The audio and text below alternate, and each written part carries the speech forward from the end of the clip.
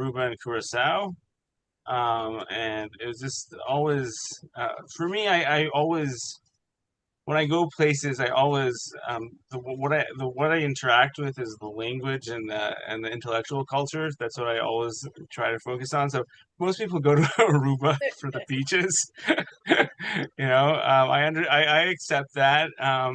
For me, what interested me most in Aruba and Curacao was the local Creole, called papamiento, and the That's interesting. which given that it's a combination of four languages that I know, it was not very difficult that for me to actually pick up. And what was fascinating to me about my visit to Curacao is just, and this has been true in other places I visited in the Caribbean, it's that there is a lack of books, and it's a lack of museums. So there was the same thing in St. Lucia. It was like really very few museums, and so then I was like, then okay, so if I can't go to a museum in Aruba, I did go end up going to the Aloe Museum in Aruba, of all things. But if you can't go to the museum, well, I might as well go to a bookstore. So I did find in Aruba, I found two bookstores, and I go, and it advertises itself as a bookstore, but they're all perhaps all of 300 books in the entire books in this entire store, and most of those books are in English and Dutch, because these places are Dutch colonies, and then a like I would say less than 10 books are in Papiamento. And of those books, eight of them are children's books, and five of them are Bible books. And and so yeah, I see, Carol. You're like, yeah, that was my reaction as well. I was like, okay, what's going on with this language? And so, but what I did was, like, I spent time walking around, and then people were talking in Papiamento. This is not a dying language by any stretch. It's like spoken by hundreds of thousands of people, but it is mostly a spoken language. And I've been listening. I listen a lot to great courses, and I'm listening to a very John McWhorter and his courses in linguistics, and it's just the ratio of spoken languages to written languages is so they're vastly more spoken language than there are written languages. Only a small sliver of languages are actually written down. And it's just like there's like I had the sense of elitism like the first time I encountered this phenomenon of just like lack of about books in museums. I remember having this, and it's like I felt guilty of that sense of elitism, and and because through studying John McWhorter and other linguists, and knowing the history more of the world history of language, I've lost that sense of like, oh, they don't have books, oh, the books are better. I it's just no, it's really, this is like genuine language. And I have a I think I've most people know I have an autistic son who is now 11 and a half. He's right here next to me, and he only now has achieved full not literacy, but is fully verbal, and at 11, not, because he went through autistic regression, and was selectively mute, and only has now reached a level of language where he can say what he wants to say, and in a wide variety of just situations. And so I had, in those two vectors have given me such a strong appreciation for spoken language, and it's been very valuable, this exposure to other cultures and other languages, just to like take me down a few notches, and like with this this sense of I'm better because I know how to read all these languages. No, I'm not. It's just another way of interacting with the world. And I think just that, the a wide, gives gives you a wider sense of the variety of the way humans interact with the world. It's just so various, and so it's so wonderful. you can see John McWhorter, he just loves languages, and he just like, and he like specifically never talks about the written about written languages, or talks just a very little bit about written languages, and it's fascinating. I mean, John McWhorter's written 17 dozen books by himself, but he's like his appreciation for, for that wide variety, for the sophistication, for the difficulty of human verbal interaction. It's just so wonderful, and so it's just I love it. This is the great joy of visiting other places, is to be able to go and appreciate just, that you are just one human being among many, and you're just because this is the way that you interact with the world. And the written word doesn't mean that you are in any way better or more sophisticated than the people who do not. I'm very thankful for that interaction. Okay, so thank you, and we'll begin our service with what's our first song, Rebecca? Havenu Shalom Aleichem. Yeah. Shabbat Shalom, everyone.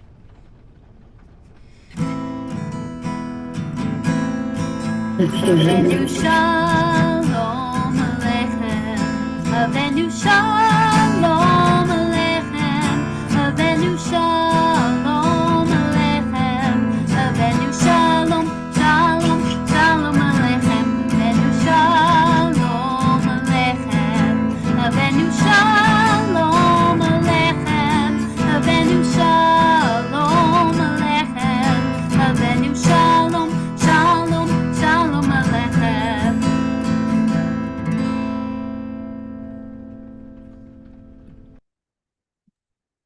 Okay, so we will begin our service. Yes, just to answer a question, yes, Ellen, this is a Pride Shabbat, and our cultural program afterwards, we will be hearing from Rabbi Frank very shortly after the service. Okay, so let us begin on page 3. Let me share the screen. Second. Okay. Oh yeah.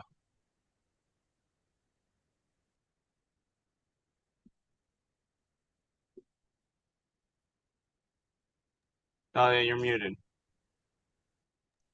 Sorry. The past, present, and future are timelessly linked in the spinning circle of life. Our past was the seed that became the present. We can make it bloom in the future if we nurture it with love, respect, and understanding of the shared cultural and heritage that we call life. We gather together tonight as Jews have long gathered to create Shabbat. Let us pause from our everyday lives to make it a special time. Let us put aside the demands, expectations, and pace of our daily existence to celebrate Shabbat. Let the possibilities of this time together be embraced. Let every potential for wisdom, harmony, and joy be realized. Shabbat is a time for peace, contemplation, introspection, understanding, and hope. It is a time for love, laughter, and joy to be shared by all gathered here. Shabbat is a time for learning about the goodness of life, for affirming our identity and our beliefs. It is a time for having the courage to express the best within us. Let us grasp these moments and cherish them. Thank you, Dahlia. Continue with the candle lighting. If you have candles, now is a good time to take them and to light them.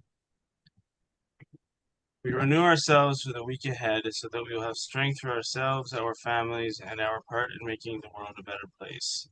We kindle the lights of Shabbat as symbols of human enlightenment and human compassion, to celebrate our coming together, to illuminate our lives in the warmth we find in our community. We remember the generations before us who lit candles as we do and found beauty and serenity in their light. Let us say together, Na'eh ha'or ba'olam, Na'eh ha'or ba'adam, Na'eh ha'or b'Shabbat, Nokir et or ha'Shabbat. How wonderful is the light in the world. How wonderful is the light within humanity. How wonderful is the light of Shabbat. We cherish the light of Shabbat.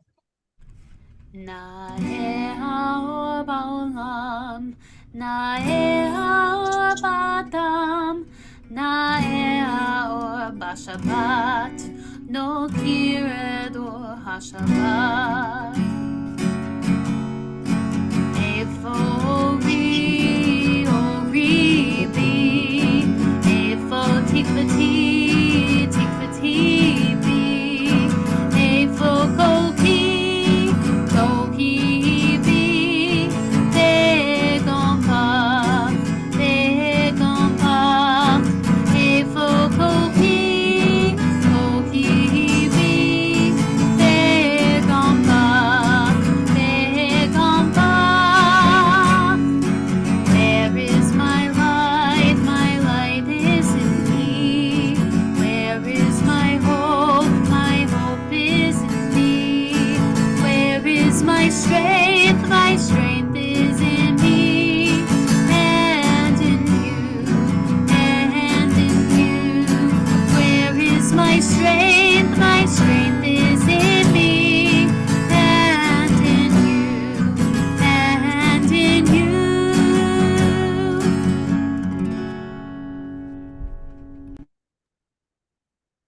The values of secular humanistic Judaism. On Shabbat, we celebrate and reaffirm our Jewish identity. A Jew is someone who identifies with the history, culture, and future of the Jewish people. We make connections to our past through our ancestors and to our future by leading meaningful lives. We believe that Jewish identity is best preserved in a free, pluralistic environment that honors all cultures. We believe in the nobility of human fellowship and the joy of unity.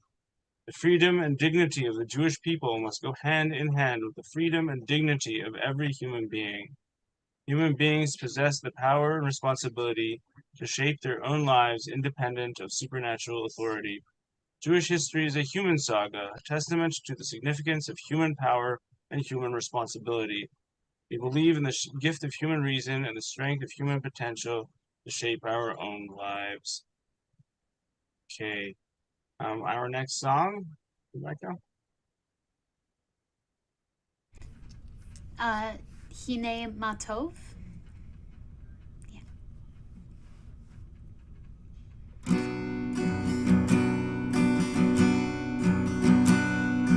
Hine Matov u'manayim, shevet achim gam yachad. Hine Matov u'manayim, shevet achim gam yachad. Hine Matov, shevet achim gam yachad. Hine Matov, shevet achim gam yachad. Hine Matov u'manayim, shevet achim gam yachad. Hine Matov u'manayim, shevet achim gam yachad. Okay. Thank you, Rebecca. We will pause a moment now in the service to share any news that people would like to share with the rest of us here. My son is graduating from middle school in next week. My son Boaz. Some of you remember him as a right before he entered first grade, and for me, like, now he's now he is he's 3 inches away from my height, and he's just his voice has changed, and it's like such a different person. Sunny. So Aaron is graduating UPK this year, pre-K. We're very proud of him. Wonderful, wonderful. That's great. UPK Hey. is not as easy as one might think it is. No. It's, they're making these they're making them into scholastic you have to, there are benchmarks, there's assessments. I don't remember that from when I was in pre-K. I'm sorry. Yeah. Anyone else would like to share some news? Okay. So there'll Well, be I have time to one more talk. thing I could Yeah, share. of course. Yeah, of course, Sonny. Good. Just that I successfully advocated for Aaron to get the services that he needs in school for the coming year. The extra services, and that was Sonny, I wish you Congratulations. luck on that journey. I have sued the city. I think I'm on my 8th lawsuit for you know so I'm glad that you advocated and got what you deserve. I hope that you don't ever have to sue, because that is it's really, but for now. We'll see, that yes. goes. Well, we are aware. I'm sorry to hear that. Yeah, it's you had to fine. This go is through a it to that extent. unfortunately a normal experience for many Yeah. parents who cannot get services. Yeah, parents in our congregation as well. Okay. Anyone else would like to share some good news, some news, other news that of interest to us? Okay. So we will turn to our next song. Rebecca? This one's gonna be Amar Rabbi Akiva.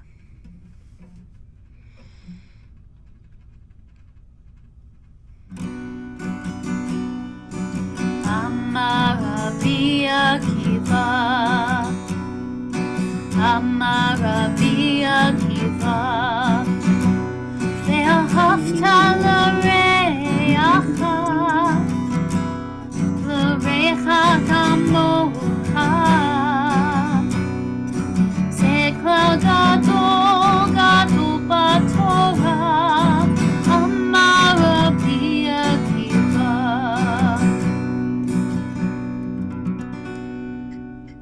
Thank you, Rebecca.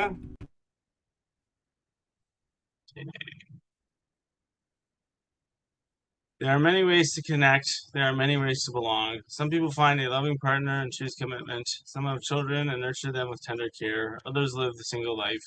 Strangers meet strangers and become good friends. Good friends can become as close as family. Clans and tribes, nations and peoples all embrace their members and give them the security of identity and roots. The ever-changing contemporary Jewish family challenges our notions and stereotypes of a model family unit. Many Jews who have felt excluded from the tribal family in years past still hope to find their place within the Jewish community. Secular culture has new models of what constitutes a family. Single mothers and fathers, non-married adults who co-parent, gay couples, couples without children, and families of one are only some of the examples of the expanded definition of a modern family. Our congregation seeks to expand our understanding and make space for everyone. As the Jewish community grows in its awareness that Jewish families come in varied configurations, including intercultural and interracial families, so too may our institutions grow to be open to the diversity of families today. So much emphasis on traditional families, unmarried adults often feel sidelined in Jewish communal life. As more adults remain single, let us be clear that they are a welcome, integral part of our humanistic Jewish community. Those in need. In this community where we find strength and common purpose, we now turn our minds and hearts toward those who need our love, who are ill, who are lonely, who suffer pain or have been wronged. And I want to stop the share.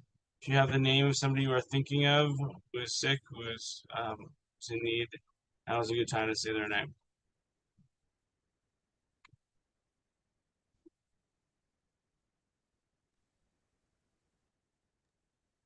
I'm thinking of my friend Miranda. She's been going through some health issues lately. Thank you, Kathy. Dahlia? I was just going to say, out of nowhere, our dean announced that she has cancer. Hopefully. You. Anyone else?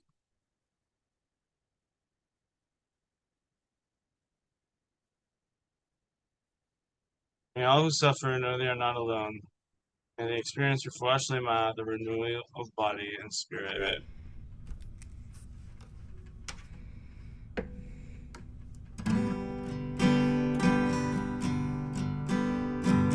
מקום הכוח בתוכנו, מקורות הברכה מחברותינו.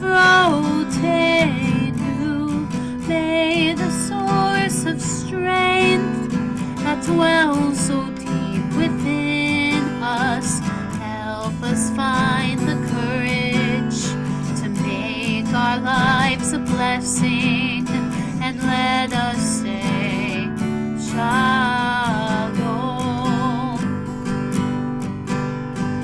מקום הכוח בתוכנו, מקורות הברכה מחברותינו. May those in need of healing know refuah shlema, the renewal of body, the renewal of spirit, and let us say Shalom.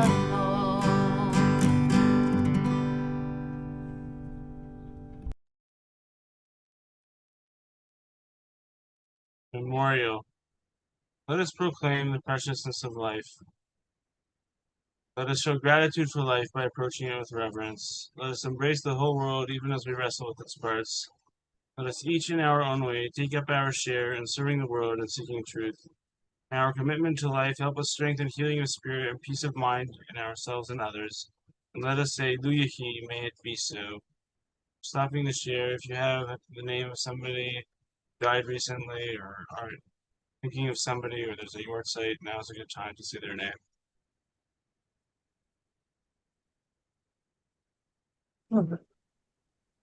Maria Sherman, Thank you. I'm thinking of my grandfather, who would have been, I guess, 106.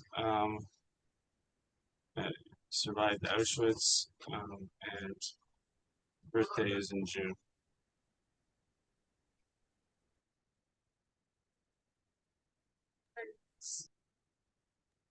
Else?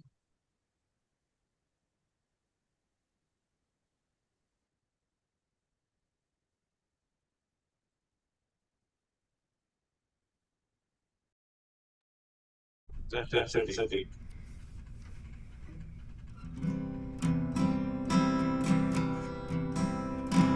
זכר צדיק לברכה, זכר צדיק לברכה. With our tears and our sorrow we remember. זכר צדיק לברכה. With our courage and our strength we do not forget. Acts of kindness, deeds of courage will remain. Death cannot take that which is locked in our hearts.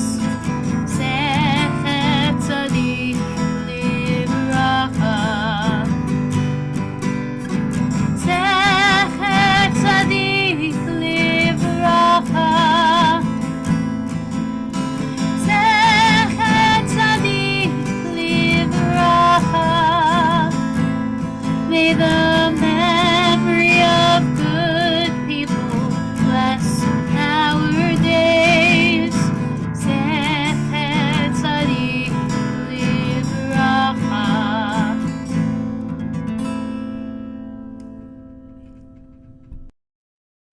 Yay. We celebrate the fruit of the vine and nature's gifts. As we bend nature to our pleasure, we also think about our duties as caretakers of this planet. We dedicate this wine to the joy of Shabbat, to the lives of generations past and generations to come, and to the planet that sustains us. Let us say together, Na'im ha'chaim ba'olam, Na'im ha'chaim banu, Na'im megadlei pri hagafen l'chaim. We celebrate the life within the world. We celebrate the life within us. We cherish those who grow and tend the fruit of the vine, l'chaim, to life. נעים החיים בעולם, נעים החיים בנו, נעים מגדלי פרי הגפן לחיים. Who's that? That's wine. Okay. Challah. Breaking bread together is an ancient custom in many cultures. It signifies sharing, fellowship, and coming together in peace. We reenact this ritual together as a sign of our common humanity, our care for one another, and for those less fortunate than ourselves. Let us say together, Na'eh matnat hamazon, Na'eh amal kapenu, Na'eh lechem haaretz b'te'avon. How wonderful is the gift of food! How wonderful is the work of our hands! How wonderful is the bread of the earth! We cherish those who bring forth bread from the earth. נאה מתנת המזון, נאה עמל כפינו, נאה לחם הארץ בתיאבון.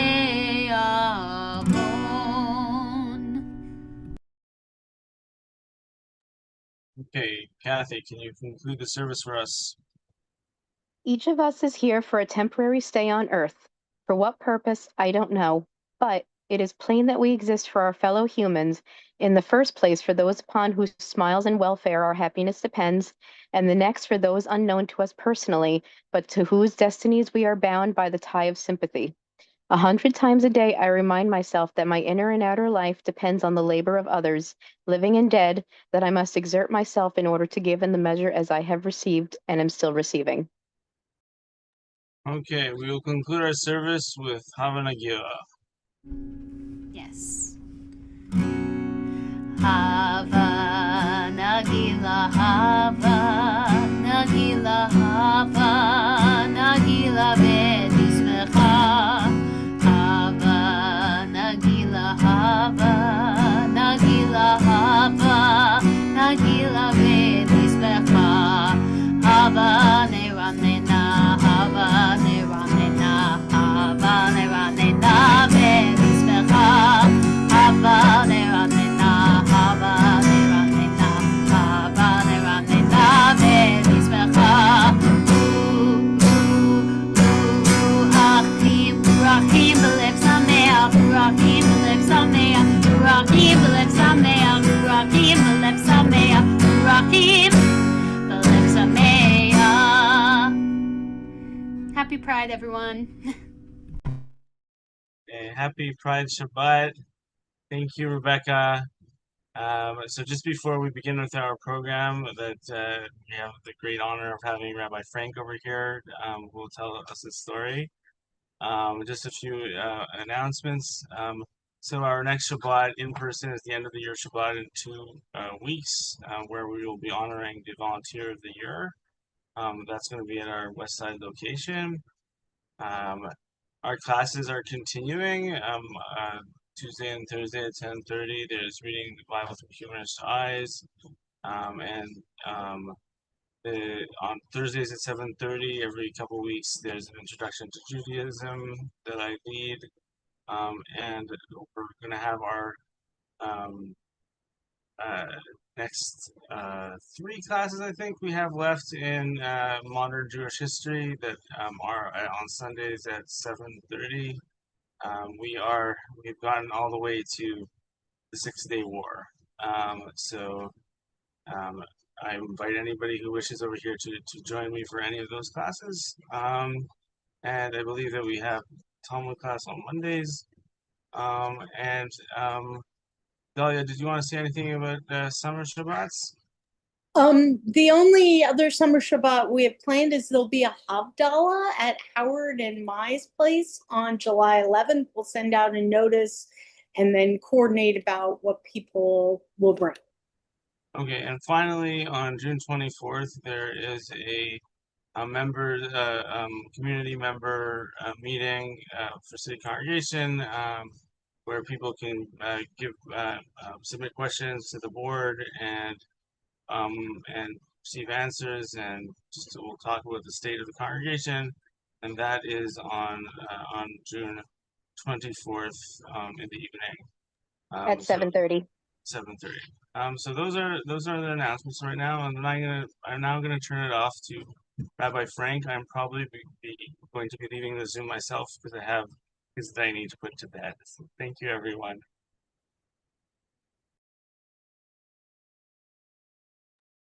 Rabbi Frank.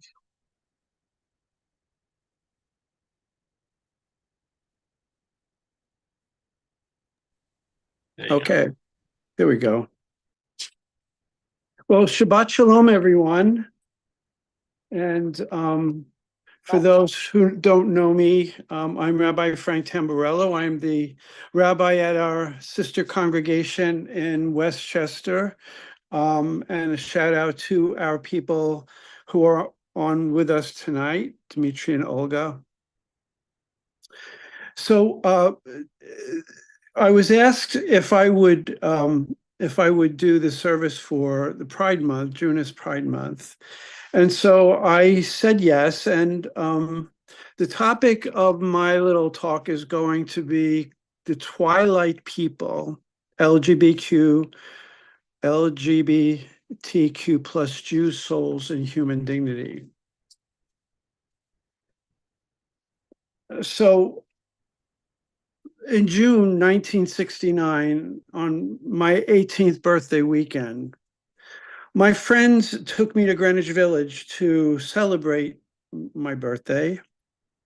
And that evening, I witnessed the Stonewall uprising firsthand at the Stonewall Inn on Christopher Street.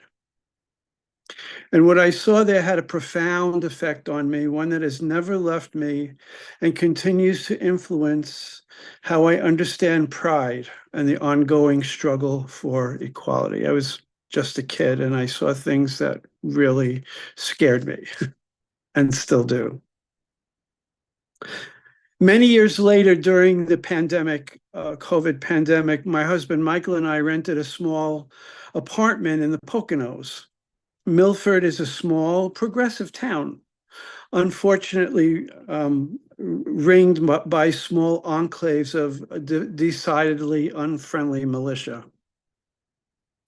Milford had a small LGBTQ group that organized in last November a transgender day of remembrance ceremony and invited the local clergy to participate. 2 other clergy were there besides myself, including the Episcopal priest who he himself was openly gay and married, and the Methodist minister who was lesbian but not out, and whose church hosted the event. Ironically, although it was November and freezing, we were not permitted to gather inside the church, and instead stood outside, literally and figuratively in the cold. At the same time, we knew how dangerous it was to be standing exposed out there, and some church members volunteered to keep watch at the street corners. We were, after all, surrounded by militias in an open carry state. What struck me the most was that neither minister felt comfortable speaking, worried about how members of their respective congregations might react. And they, for the most part, their congregations were fairly open. And when I volunteered, probably the only Jew there at all, but when I volunteered to do the speaking, they were relieved and grateful. The most powerful moment of that evening came during the reading of the names of the transgender people who had been murdered that year. There were more than 100 names, and each name was spoken. The weight of those losses settled over the gathering. I, along with everybody else standing there, could not help but be deeply moved. The reading transformed statistics into human lives, people whose hopes, dreams, and figures have been cut short simply because of who they were. And for that reason, I decided to speak on this Pride Shabbat about the Twilight people, which was the topic I spoke to at that ceremony. And I'm sorry for all the noise. I'm in Midtown here. So what are the Twilight people? So the idea comes from a concept in Jewish tradition popularized recently by Ruben Zellman, who is a transgender reform rabbi. Bein Hashmashot in Hebrew is a period of twilight between day and night. In Jewish thought, twilight is neither fully day nor fully night. It exists between categories, not simple to define. For example, one of my professors described twilight as a time for example, where people are driving in their cars and dusk is approaching. Each driver determines for themselves when it is dark enough for them to turn on their headlights.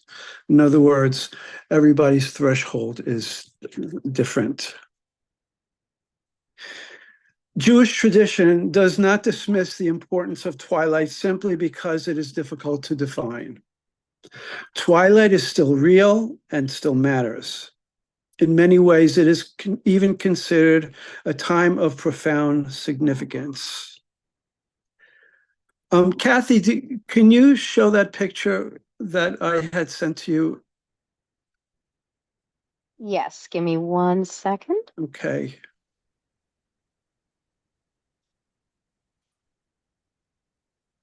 Okay. Thank you.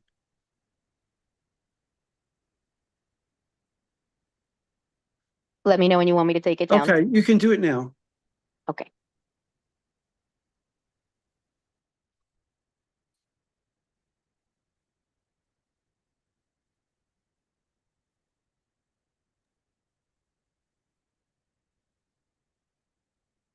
Frank, you good? Yeah. I don't know if I could see it. Is it Oh, is the it up image there? is- I took the image down, but it was up. Okay, so that image was a reproduction of the star that the Jewish LGBTQ inmates had to wear in some of the camps during World War II. For many LGBTQ Jews, that idea of twilight feels deeply familiar. Queer and trans Jews have often lived between worlds, between visibility and invisibility, tradition and change, belonging and exclusion. We have been told that we must choose between parts of ourselves, being Jewish and being LGBTQ, between authenticity and acceptance, and being called an abomination unto God, which I have experience in more than one religion. But the idea of twilight people reminds us that human beings do not always fit neatly into rigid categories. And although this is a complex concept, we know that complexity is a part of being human. What is especially powerful is that Jewish tradition itself has wrestled with this complexity. Even centuries ago, Jewish thinkers recognized that identity, including gender, could not always be understood in simple binary ways. We see, for example, in the Berachot section of the Talmud, dealing with the holiday of Sukkot, the authors already wrestled with very practical questions about who counts as a male obligated to appear at the temple to bring offerings.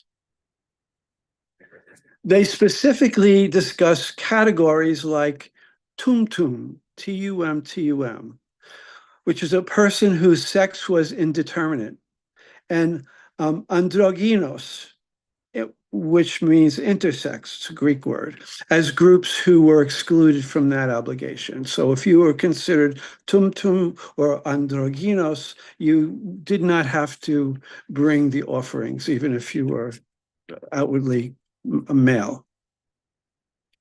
An interesting point regarding the Tumtum that in Talmudic history, the reason why Abraham and Sarah were infertile was because they were both Tumtumin. They were both born with their genitals somewhat covered by skin. And only after divine intervention for Abraham at 100 and Sarah at 90, their genitals were miraculously uncovered by God, and they were finally able to conceive. Of course, this leads to a bunch of other logical questions, like how did Hagar get pregnant when Abraham was 96 if he was all covered up, or how did they go to the bathroom, or whatever, but we're not discussing those logistics. But the Tumtum and androgynos were recognized in early rabbinic thought. Gender and body were not always neatly binary, even as the legal language tried to sort out people into male and female for ritual purposes. So if the Talmud already had to ask who is a man in ritual terms, then later Jewish thought can ask more deeply, who is a person, making space for trans and gender expansive Jews whose identity may not fit into old legal boxes. Just as the twilight of dusk does not fit neatly into day or night. These discussions remind us that gender diversity is not something entirely outside Jewish history. Jewish mysticism, especially Kabbalah, explored these ideas even more deeply.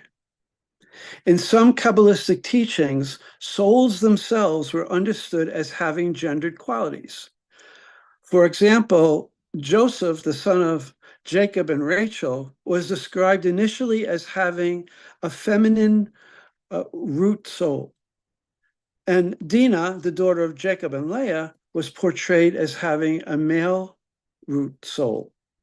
And then eventually those souls switched. And then the male soul went into Joseph, the female soul went into Dinah. Jewish mysticism had already imagined a gap between body and soul. And so in Kabbalah, some souls were described as masculine, and some feminine, and some containing aspects of both. These mystical traditions taught that every human being contains multiple spiritual energies that cannot always be reduced to simple categories. Kabbalistic teachings about Gilgul, or reincarnation, even suggests that souls could move between male and female embodiments as part of their spiritual journey.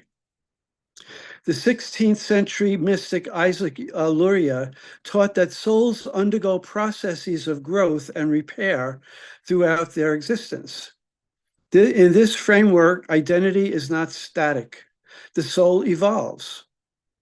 So recitations of the communal Kaddish prayer for the dead were understood by mystics as cosmic acts of repair, or tikkun, that help to stabilize the soul's path during its evolution.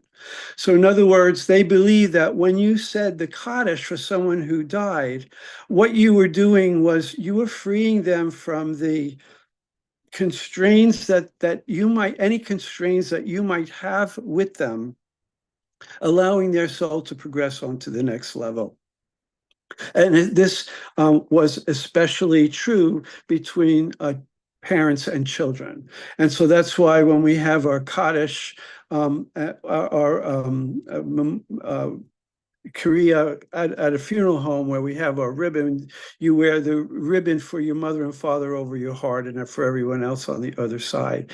And that's to show that the connection between the soul of the child and the parent is very, very strong.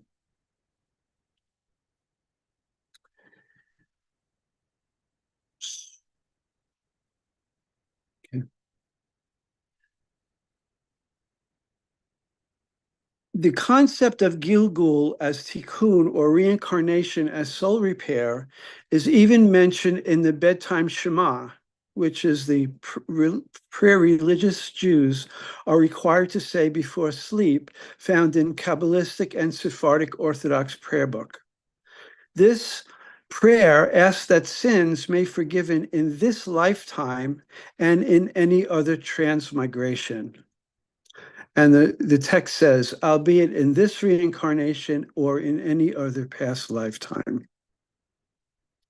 Now, of course, these mystical teachings were written centuries before modern understandings of gender identity, and we should be careful not to pretend medieval rabbis were using modern language. However, many contemporary trans Jews have found meaning and affirmation in these traditions because they suggest something profoundly human, that the deepest truth of a person may not always perfectly align with the role assigned to them at birth. Some trans Jews today connect gender transition, the process of gender transition, to the Kabbalistic idea of tikkun, repair or restoration, or becoming more fully aligned with one's true self. In this understanding, their transition is not seen as a rejection of creation, but as actually a sacred act participating in the ongoing work of human work of becoming whole. So how does this all affect us as humanistic Jews? So for the humanistic Jewish community, this matters not because we must accept mystic beliefs literally, but because these traditions reveal something important about Jewish culture itself. Judaism has never been as simple or rigid as people sometimes imagine. Even within ancient mystical traditions, there were attempts to understand the complexity of human identity and the reality that not everyone fits neatly into categories. And LGBTQ people, Jews as well as non-Jews, have always existed, even when history tried to erase them. And sadly, this is happening now too. We're trying to be erased out there every day. And we can see it, especially during this Pride Month, where in so many communities, pride flags are taken down or forbidden, or anyway, it's a mess. Throughout history, queer Jews contributed enormously to culture, activism, politics, and human rights. Emma Goldman challenged traditional ideas about sexuality and personal freedom long before these conversations were accepted publicly. Magnus Hirschfeld, a Jewish pioneer in LGBTQ advocacy, founded one of the first the Institute for Sexual Research in Germany, studying sexuality and gender before it was destroyed by the Nazis. Harvey Milk became a symbol of visibility, encouraged by encouraging LGBTQ people to live openly and honestly. Writers and other celebrities such as Allen Ginsberg, Tony Kushner, Larry Kramer, Leslie Newman, Maurice Sendak, and Leslie Gore helped queer Jewish voices become visible through literature, poetry, music, theater, and storytelling. But LGBTQ Jewish history is also a story of survival. During the Holocaust, queer Jews faced layered persecution and erasure. During the AIDS crisis, LGBTQ communities cared for one another when governments and institutions failed to respond with compassion. Chosen family became an act of survival. And there is some footage of the concentration camps being liberated after the war, and you see the Holocaust victims were being rescued, but being homosexual was still against the law. And there's footage about some of these victims who were rescued, were put on trucks and were taken to jail and arrested because they were gay. They went from concentration camp to jail. That history teaches us something essential. Human dignity does not depend on fitting perfectly into categories approved by society. Human dignity comes from our humanity itself. As humanistic Jews, we believe ethics come from our human responsibility and compassion. Our task is not to force people into narrow definitions of identity. Our task is to create communities where people can live truthfully, safely, and fully. The idea of twilight teaches us that the spaces between the categories are not empty. They are places where growth happens, empathy develops, and where people discover who they truly are. LGBTQ individuals throughout history have often lived in that twilight space, yet those experiences have also produced resilience, creativity, wisdom, and community. People who live between worlds often become bridge builders. They help expand our understanding of what humanity can be.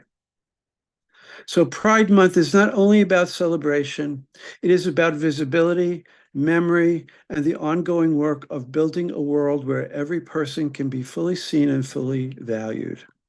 So in the end, Jewish history teaches survival, pride teaches authenticity, humanism teaches dignity. Together, they remind us that every human being deserves belonging, not despite their complexity, but because of it. So thank you for. Thank you, Ram. Thank you. Thank you for that, Frank. You're welcome. Really great.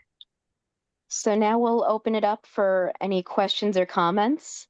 Okay, Kathy, will you monitor that? Because I Sure. can't get that for some reason. Okay. Yeah. So you could either raise your hand physically or with the raise hand button, and I'll look for you.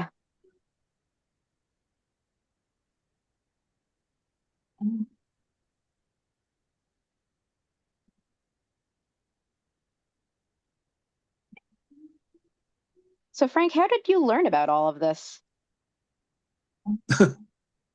About this Twilight people? Yes. Well, you know, when you're gay and when you're a rabbi, you kind of interest yourself in anything that has to do with our religious traditions. And it always fascinated me when I was growing up. My mother loved Edgar Cayce, if any of you know who he was, but he's this psychic, and she loved him, and she loved the idea of reincarnation.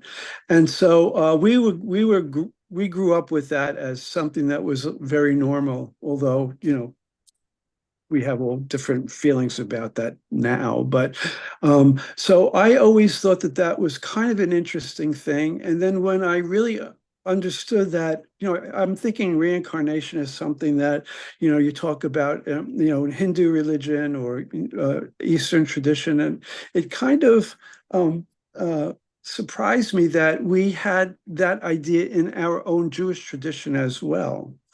And so just kind of investigating all that stuff. And now with the transgender, you know, the idea, people come to me all the time. The transgender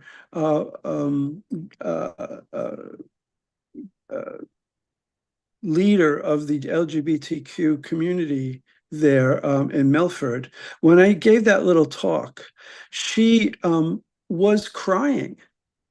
You know, and she was a Methodist. She wasn't Jewish at all. And she wasn't even, she was born a Methodist, but she's an atheist. She told me she was atheist. But she was crying because she said she never thought that that religion could be open in any way to what it means to be a trans person. You know, and like it or not, we have that all around us. So we have to, you know, we have to address it. Thank you. Alicia, I see your hand is raised. Well, you know, what really bothers me, hi, Rabbi Frank. I haven't seen you in a long time. Yes. It really bothers me that even liberal people who fully accept gay marriage and everything are anti-trans or afraid of trans. And that really bothers me. And I just wondered what you thought. I mean, because I study anthropology, and there have been trans people in, you know, Native American tribes, and they were perfectly accepted into the community. And so it's a natural phenomenon, and I don't understand it. So I wonder if you have any insight. Yeah, as they a were rabbi. the shamans, actually. They were the priests, Yes. in the Native American communities.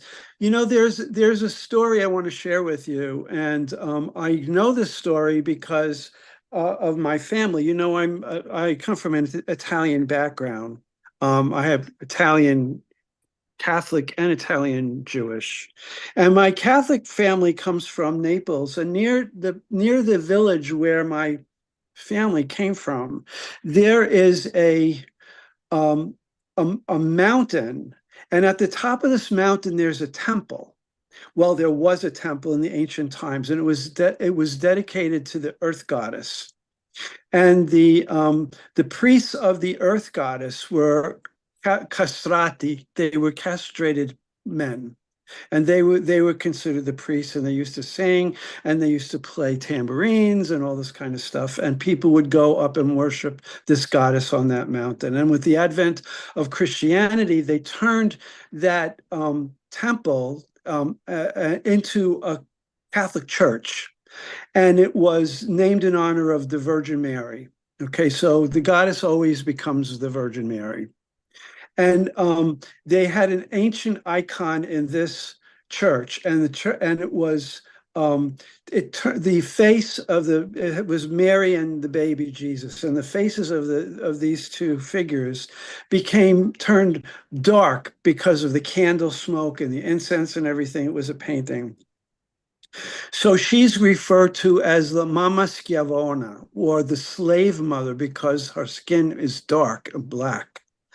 And the story goes that in the 14th century, there were these two gay men that went up to worship in this sanctuary, and they were attacked by the people in the church, and they were tied up in the outside to a tree in the middle of winter without any clothes on, hoping that they would die of being frozen to death, or wolves would come to eat them or whatever.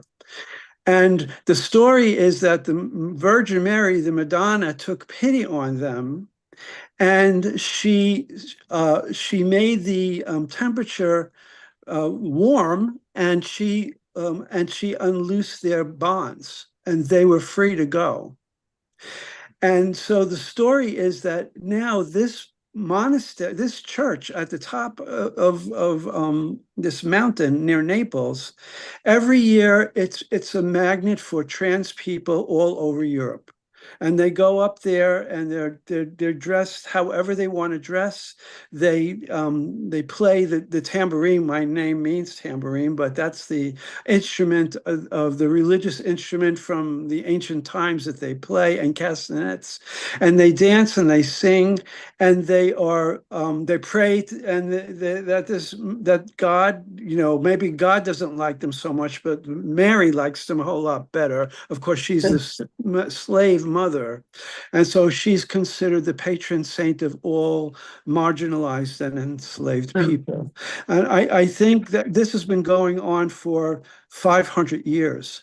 So it's kind of interesting to understand that these cultural traditions are we think of it as very new, like you had mentioned before, but it's not. It's been with us all the time.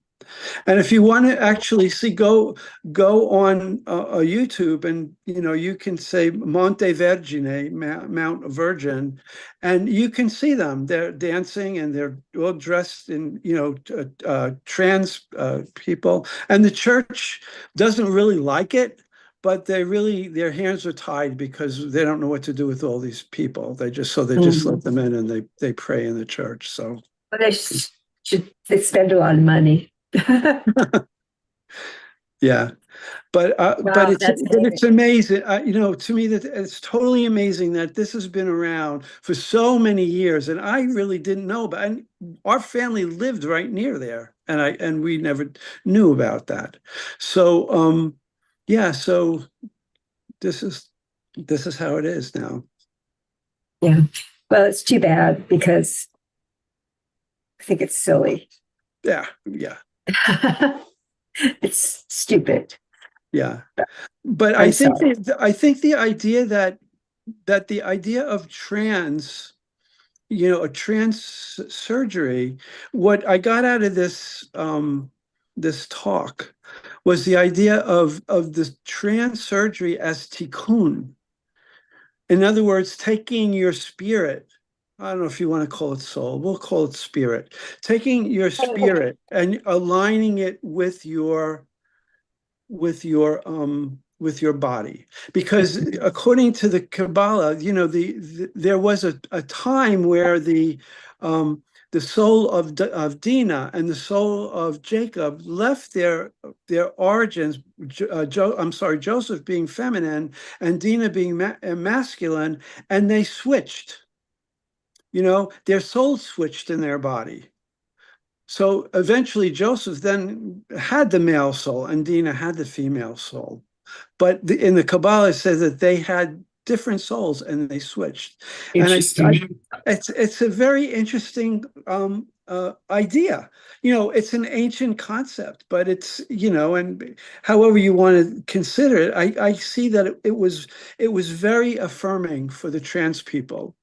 More than one of them said to me they couldn't believe that story. And of course, they're Protestants. What do they know about Talmud or Kabbalah? They don't know anything about any of that stuff. So, I could be taught. I was like, but it's something that they kind of understood. This is kind of in their tradition. I mean, they know who Abraham and Sarah was and Isaac, and they know who all these people are, but they never heard them discussed in the way that I did, and so they felt empowered that their pastors didn't have the whole story, that the rabbi had some kind of a hidden information that but it was reading the names was, and for many of them they actually gave a little story about how they were murdered, and it after a while it was very, very hard to listen to.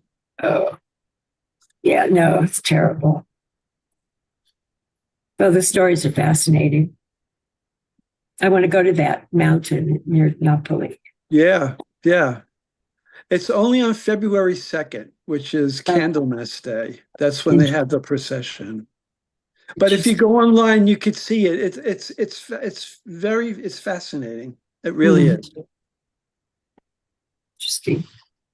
It's very poignant, as today is the 10th anniversary of the Pulse shooting. Pulse nightclub, yes. Yeah. Yes, I was going to mention that. I'm glad you reminded me. Yeah. Yeah.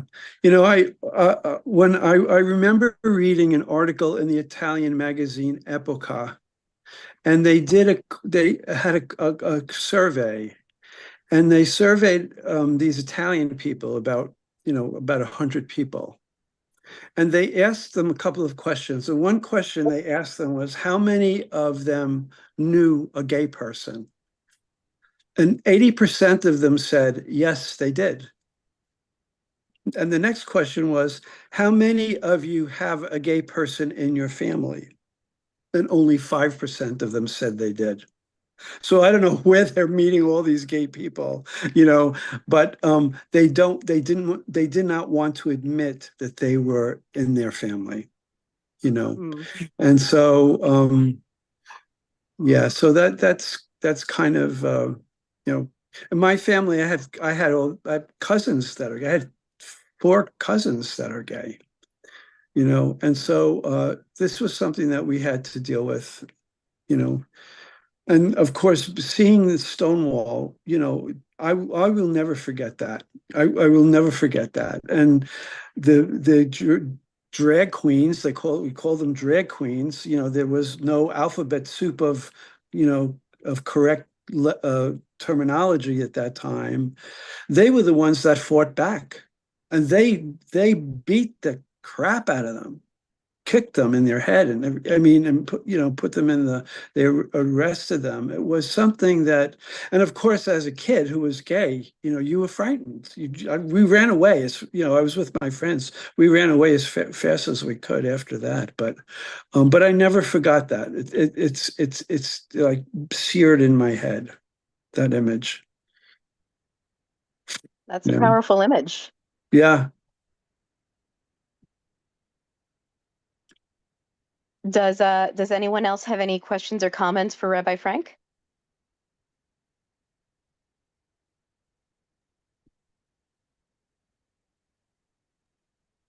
Well, you covered a lot of things, so I think you I were very really informative. appreciated your personal history and what you saw. I didn't know that was appreciate. Thank that very much.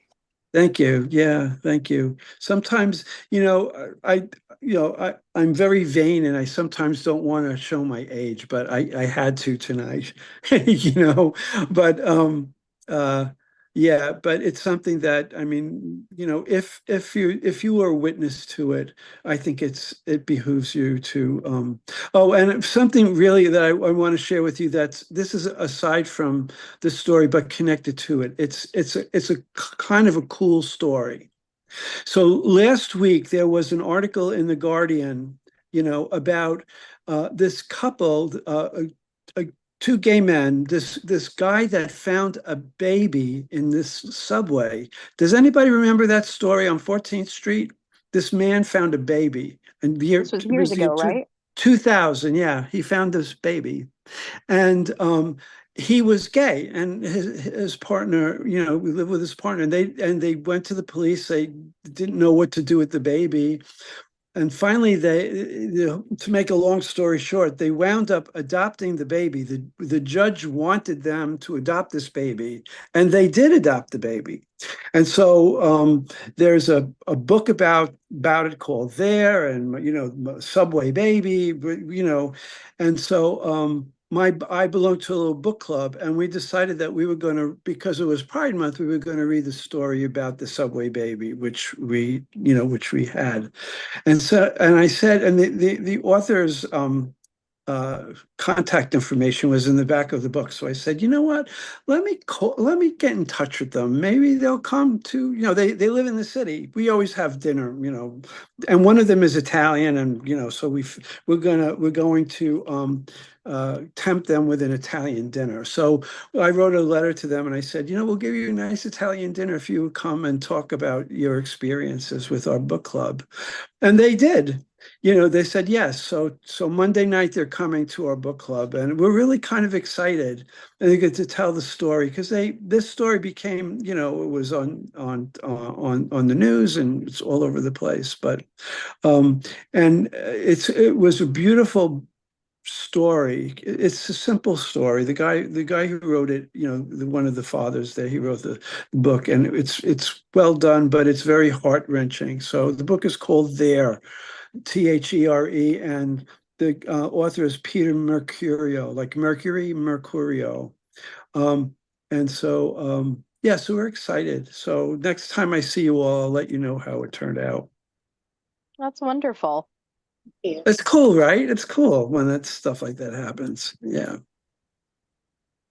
And the 2000s weren't that long ago, and we think of them as more progressive eras in comparison to the years before. But even then, for a gay couple to be able to adopt was still a challenge. Oh, yeah. So Yeah, because they didn't have even gay marriage then, Yeah. And yeah, but it was kind of interesting because it was the judge. Like, they asked the judge, this woman who was like very open to them, and they kept asking her, why did you, what? She said, first of all, this was like a kind of a pilot idea to let these couples adopt. That was something new. That was, in the city. But she said, I saw the way you were holding the baby. They actually had put the baby into foster care for a couple of weeks, and they found that the baby was abused. Like, they didn't clean the baby, or it had sores all over it. So they gave it to this couple. And it was like a week before Christmas. And they said, so the judge said, I want you to have the baby at Christmas, and then we'll figure out how to get you to adopt the baby. And they did. And then finally, later on, the kid, as the kid was, they did a really good job with the kid. He was this handsome guy, African American, which was another kind of a challenge to be, an African American baby in a white couple, gay couple on top of it. So it's all these different things. But they said that the kid was passing by after the Marriage Act, the kid was passing by the courthouse downtown, and they said judges can marry, can't they? So the father said, yeah, they can. So they said, well, let's get the judge that let you adopt me marry you. So they did. So the judge married them too. So she was in their life a lot as well. But that's it. Anyway.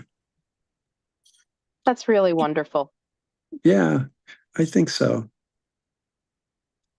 So anything else?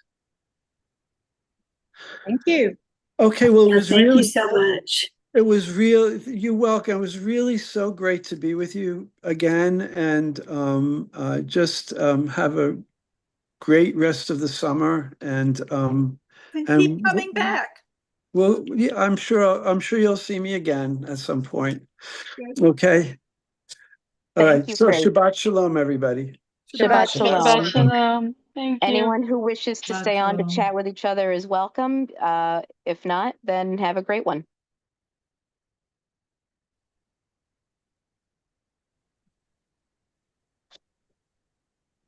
Should probably stop the stream. Oh, yes. Yes. Hold on one sec.